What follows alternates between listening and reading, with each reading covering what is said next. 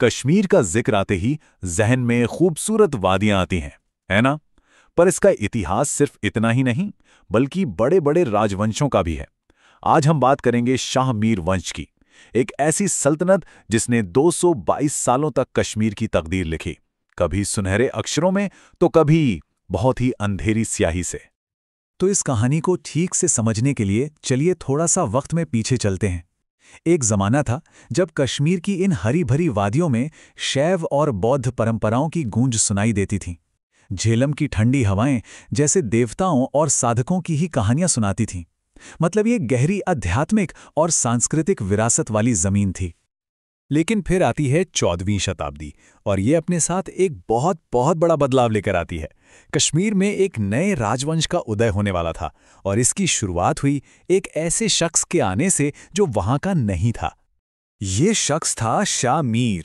कोई कहता है अफगानिस्तान से आया था, कोई स्वात घाटी से। लेकिन वो सिर्फ एक बाहरी इंसान नहीं था, वो बहुत होशियार, हिम्मती और एक शानदार डिप्लोमैट था। उसने कश्मीर के राजा उदयन देव के दरबार में जो उथल-पुथल और साजिशें चल रही थीं, उसे अपने लिए एक मौके में बदल दिया और धीरे-धीरे अपनी ताकत बढ़ानी शुरू कर दी।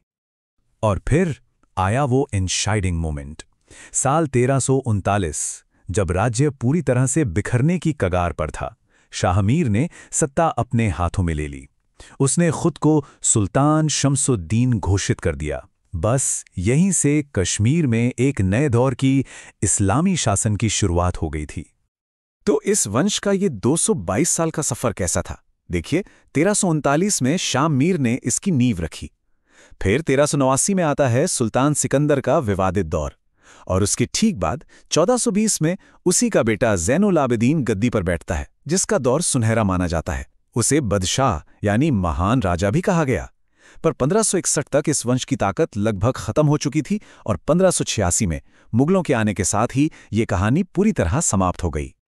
और अब हम इस वंश की कहानी के सबसे दिलचस्प और कह सकते हैं कि सबसे विरोधाभासी हिस्से पर आते हैं। ये एक पिता और पुत्र की कहानी है, जिनकी सोच एक दूसरे से बिल्कुल अलग थी। एक था मूर्ति भंजक और दूसरा था संरक्षक। सुल्तान सिकंदर को इतिहास ने एक नाम दिया, बुत शिकन। इसका मतलब है मूर्ति तोड़ने वाला। और सच कहूं तो ये एक नाम ही उसके पूरे शासनकाल की कहानी बयां कर देता है। सिकंदर ने बहुत ही कठोर धार्मिक नीतियां लागू कीं।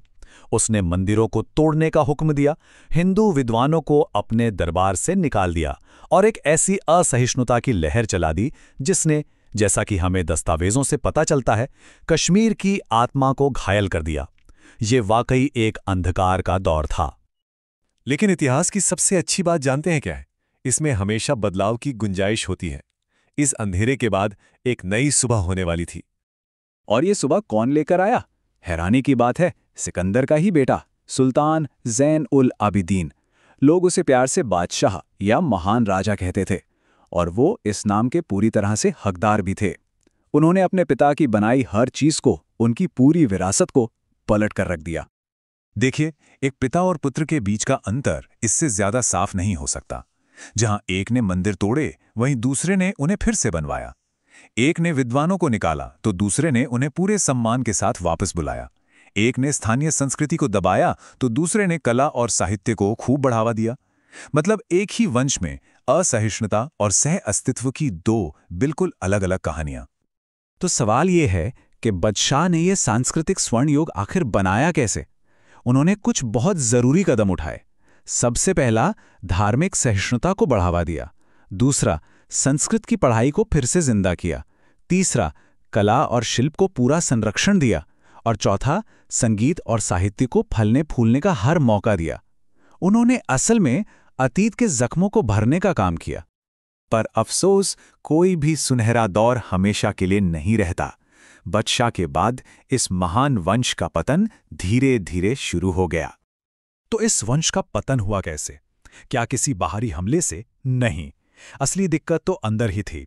सत्ता के लिए लगातार आपसी लड़ाइयां, गद्दी के लिए होने वाले झगड़े और आने वाले कमजोर शासकों ने इस राजवंश की नींव को, आप कह सकते हैं, अंदर से ही खोखला कर दिया। और फिर साल आता है 1586।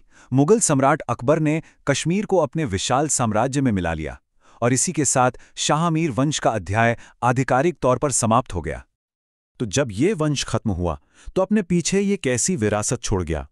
सच पूछिए तो ये एक बहुत ही जटिल विरासत थी, जिसमें संघर्ष की भी गहरी छाप थी और संस्कृति की भी। चलिए इस पूरी कहानी को फटाफट संक्षेप में देखते हैं।